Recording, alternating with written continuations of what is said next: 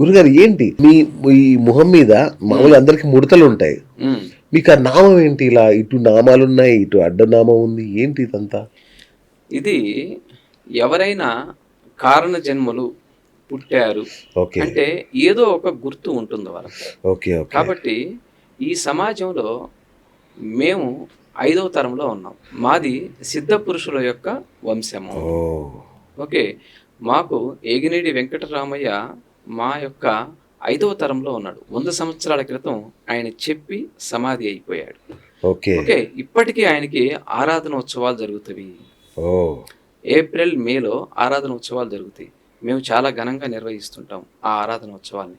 ఇప్పుడు రేపు రాబోయే మేలో కూడా ఆరాధన ఉత్సవాలు ఉన్నవి. అందరూ పాల్గొనొచ్చా అక్కడికి? ఎవరైనా రావచ్చు, అందరికీ రావచ్చు. అక్కడ ఒక విశేషం ఏంటంటే స్వామివారు మా జేజియా ఒంటి మీదకి వస్తాడు. ఎవరి ఒంటి మీదకి వస్తాడు, ఎలా వస్తాడో చెప్పలేము. ఓకే. కానీ ఎవరి ఒంటి మీదకైనా రావచ్చు. ఫలానా వాళ్ళ మీదకే రావాలని ఏం లేదు. అచ్చా. ఎవరికైనా ఆయన పూని మాట్లాడుతూ ఉంటాడు. ఈ విషయాన్ని మనం లైవ్ చూడొచ్చు. ఓ ఇది మనం ఏప్రిల్ మేలో ఆరాధనోత్సవాలు జరిగేటప్పుడు మీకు నేను ఇన్ఫర్మేషన్ ఇస్తాను, తప్పకుండా లైవ్ కవరేజ్ చేద్దాం. తప్పకుండా ఇస్తాను. కాబట్టి మీరు ఈ నామాల గురించి అడిగారు కాబట్టి చెప్తున్నాను. ఇది సిద్ధపురుషుల యొక్క వంశంలో నేను జన్మించున్నాను. నేను 5వ తరం.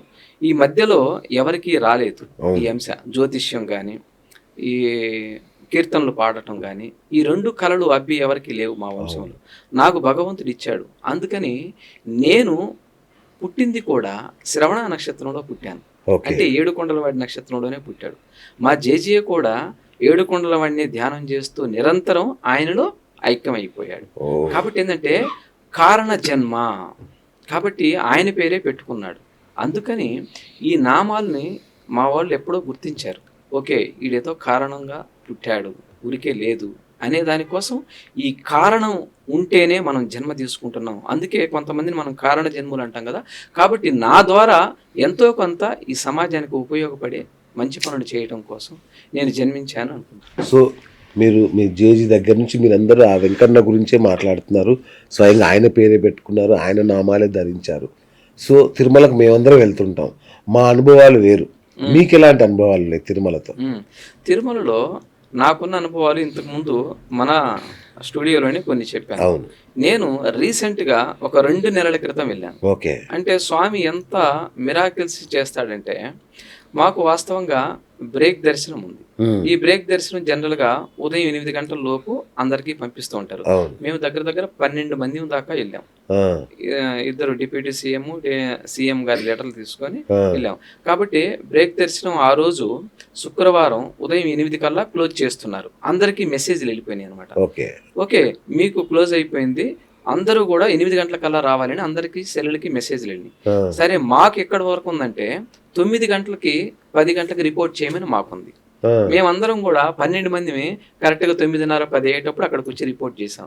ఏంటమ్మా, మీకు అందరికీ మెసేజ్లు పంపించాం కదా, ప్రతి ఒక్కరికి ఫోన్లు కూడా చేసి చెప్పాం కదా, 8 గంటలకల్లా బ్రేక్ దర్శనం క్లోజ్ అయిపోయింది రావాలని, మీరు ఎలా వచ్చారేంటండి? చూడండి, మా సెల్లుల్లో ఏ మెసేజ్లు కానీ ఏ ఫోన్లు కానీ ఒక్కటి కూడా రాలేదు అని మేము చెప్పాం. వాళ్ళు ఆశ్చర్యపోయారు. ఇదేంటిది, ఒక్క ఫోన్ లేదు, ఒక్క మెసేజ్ కూడా ఎందుకు పోలేదు? అది నా నెంబరే సాక్షాత్తుగా. నా ఫోన్ నెంబరు, మా అక్కయ్య వాళ్ళ అమ్మాయి వాళ్ళ ఫోన్ నెంబరు, 2 నెంబర్లు ఇచ్చారు. 2 నెంబర్లకి ఎటువంటి మెసేజ్లు, ఎటువంటి ఫోన్లు రాలేదు. ప్రతి ఒక్కరూ బ్రేక్ దర్శనం అందరికీ అయిపోయింది బ్రేక్ దర్శనం, కానీ మాది మాత్రమే ఉండిపోయింది.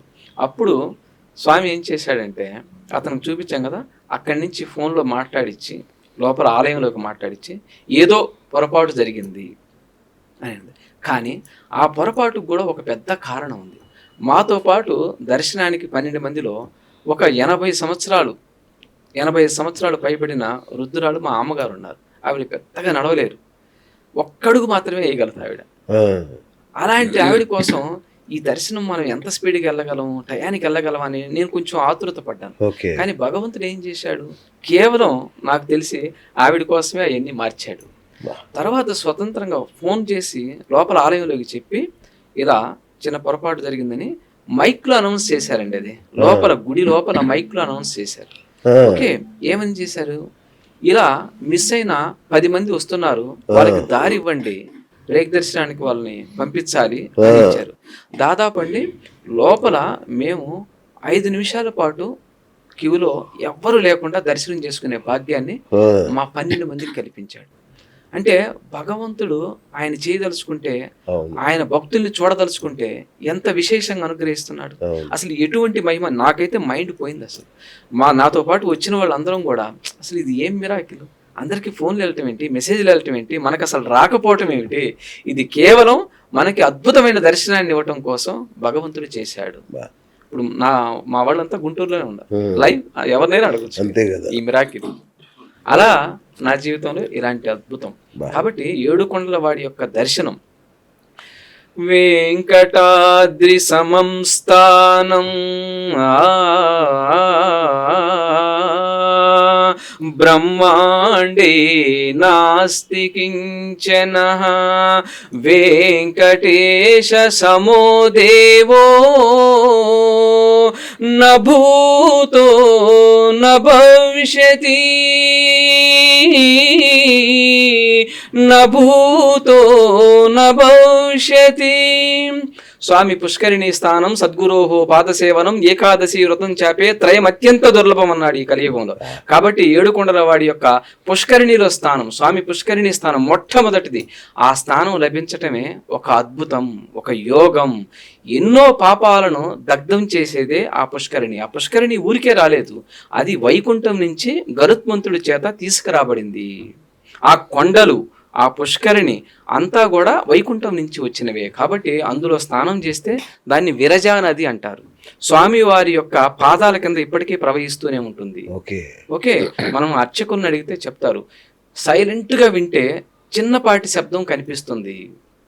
కాబట్టి లోపల ఇప్పటికీ కూడా అంతర్వాహినిగా స్వామి పాదాల కింద నుండి కూడా విరజా నది ప్రవహిస్తుంది. విరజా నదిలో ఇంచే ఆ పుష్కరిణిలోకి మనకి నీళ్లు వస్తున్నవి కిందకి. కొన్ని బయట నుంచి వస్తే సహజంగా కొన్ని నీళ్లు విరజా నది నుంచి వస్తున్నాయి. అంత మహిమాన్వితమైనది. ఏడుకొండల వాడిని నమ్మితే తిరిగే లేదు. మీ జీవితాలు మారిపోవటం అనేది ఖాయం. నమ్మకం ఉంచాలి, అంతే. భగవంతుడు ఉన్నాడు. ఇక ఆంధ్రప్రదేశ్ విషయానికి వస్తే, ఆంధ్రప్రదేశ్ గురించి బ్రహ్మంగారు ఏమైనా చెప్పారా, ఎలా డెవలప్ అవుతుంది ఏంటి అని? మీకు పోతులూరి వీరబ్రహ్మేంద్ర స్వామి ఆయన చెప్పనదంటూ ఏదీ లేదు. మనకి ప్రతి ఒక్కటి, ఎన్నో విషయాలు మనం ఇప్పుడు తర్కం చేస్తే అవన్నీ కూడా జరిగి తీరవని. ఆయన కాలజ్ఞానాన్ని పూర్తిగా మనం పరిశీలిస్తే అమరావతి గురించి ప్రత్యేకంగా, ఇప్పుడు మనం అమరావతిని పేరు మార్చారు కదా, దానికి ఎప్పుడు ఆయన కాలజ్ఞానంలోనే అమరావతి 12 ఆమడల పట్టణం అవుతుంది అని చెప్పి ఉన్నాడు. ఓకే, ఇంతవరకు అయిందా? లేదు కదా. కాబట్టి ఏంటంటే అమరావతికి నామకరణం జరిగింది. కాబట్టి ఇప్పుడు ఇది 12 ఆమడల పట్టణం అవుతుంది. ఒక ఆమడ అంటే 13 కిలోమీటర్ల నుండి 16 కిలోమీటర్ల వరకు లెక్కలు వేయవచ్చు. ఓకే, అంటే ఇప్పుడు ఏదైతే నడిబొడ్డు ఉందో దాని నుండి మనం లెక్కేస్తే దగ్గర దగ్గర 154 కిలోమీటర్లు. ఎటు చూసినా 154 కిలోమీటర్లు డెవలప్మెంట్ ఉంటుంది. ఓకే, అక్కడ నుంచి లెక్క వేస్తే 154 కిలోమీటర్లు డెవలప్మెంట్ ఉంది. ఇప్పుడు మనం హైదరాబాద్ చూస్తున్నామండి. ఎవరన్నా అనుకున్నారా? ఒక సెంటర్ నుంచి చూస్తే ఎటు వెళ్ళినా 100 కిలోమీటర్లు హైదరాబాద్ డెవలప్ అవుతుందని ఎవరన్నా అనుకున్నారా? ఎక్కడ చూసినా హైదరాబాద్. అలాగే ముందు ముందు ఎవరైనా పరిపాలించనివ్వండి, తర్వాత సంగతి, కానీ అది తప్పకుండా మహాపట్టణం అవుతుంది. ఈ పట్టణం ఎప్పుడైతే మహాపట్టణంగా రూపుదిద్దుతుందో, మహానగరంగా రూపుదిద్దుతుందో, తరువాత కడపకు వెళ్తుంది. కందిమల్లాయపల్లి అంటారు, పోతులూరి వీరబ్రహ్మేంద్ర స్వామి గారి మఠం ఉండే ప్రదేశం. తరువాత అది డెవలప్ అవుతుంది. ఇది డెవలప్ అయిన తర్వాత అది డెవలప్ అవుతుంది. మీకు కావాలంటే కాలజ్ఞానంలో మీరు సినిమా కూడా ఉంది, ఎన్టీఆర్ గారు తీసిన సినిమాలో, అందులో కూడా ఒక చర్చ చెప్తాడు, ఒక మాట చెప్తారు. కాబట్టి కాలజ్ఞానంలో కూడా కందిమల్లాయపాలెం ఇది మహానగరం అవుతుంది, రాజధాని అవుతుందని ఆయన చెప్పి ఉన్నాడు. మీరు చూసుకోవచ్చు కావాలంటే. కాబట్టి ఆంధ్రప్రదేశ్ చాలా గొప్పగా డెవలప్ కాబోతుంది. అద్భుతం. అంతే. అంటే వచ్చే 50 ఏళ్ళలో ఎలా చూడొచ్చు మేము? అసలు ఒక స్థాయిలో చూడొచ్చు, అందులో సందేహమే లేదు. ఇప్పుడు మనకు హైదరాబాద్ డెవలప్ అవడానికి పట్టిందా? 40 సంవత్సరాలు పట్టిందా? 50 సంవత్సరాలు పట్టిందా? అలాగే ఇది 2050 కల్లా కూడా, మినిమంలో మినిమం 2050 కల్లా కూడా ఆల్మోస్ట్ అది చాలా వరకు డెవలప్ అవుతుంది. చాలా మందికి ఒక అపవాదం ఉంది, ఏదో కలియుగం అంతం అయిపోతుంది, అవును కలియుగం తొందరగా వెళ్ళిపోతుంది, కనకదుర్గమ్మ ముక్కు పోగు ఇప్పుడే అందేస్తుంది అని అంటారు. ఎగ్జాక్ట్లీ. అసలు అంటే అది సముద్ర గర్భంలో కలిసిపోతుంది అనేది కూడా ఒకటి ఉంది. ఇది ఒట్టి మాట. మీకు అసలు ఒక నిజమైన పరిమాణం చెప్తాను. ఏమిటంటే అసలు మనకి 4 యుగాలు ఉన్నాయి. కృతయుగము, త్రేతాయుగము, ద్వాపరయుగము, కలియుగము. కృతేతు నారసింహోభు త్రేతాయాం రఘునందన ద్వాపరే వాసుదేవస్య కలవు శ్రీ వెంకటనాయక అన్నాడు. కానీ కలియుగం యొక్క పరిమాణం ఎంతంటే 4,32,000 సంవత్సరాలు ఆయుర్దాయం. కలియుగం యొక్క ఆయుర్దాయం 4,32,000 సంవత్సరాలు. కాబట్టి ఇప్పుడు ఎలా అంతమవుతుందండి?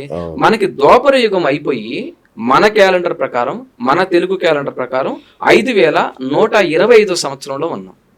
ఇప్పుడు నడుస్తుంది మనకి క్రీస్తు శకం అంటాం దీన్ని.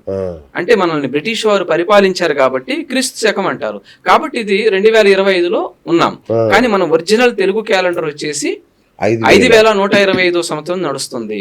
అంటే 4,32,000 సంవత్సరాలలో ఇప్పుడు జస్ట్ 5,125 సంవత్సరం ఆరంభం కిందనే లెక్క. కాబట్టి ప్రథమ పాదంలో ఉన్నాం. ఎటువంటి ఇబ్బంది లేదు. ఇంకా మన సనాతన ధర్మం, హైందవ ధర్మం మహోత్కృష్టమైన కార్యాలు నెరవేరుస్తుంది.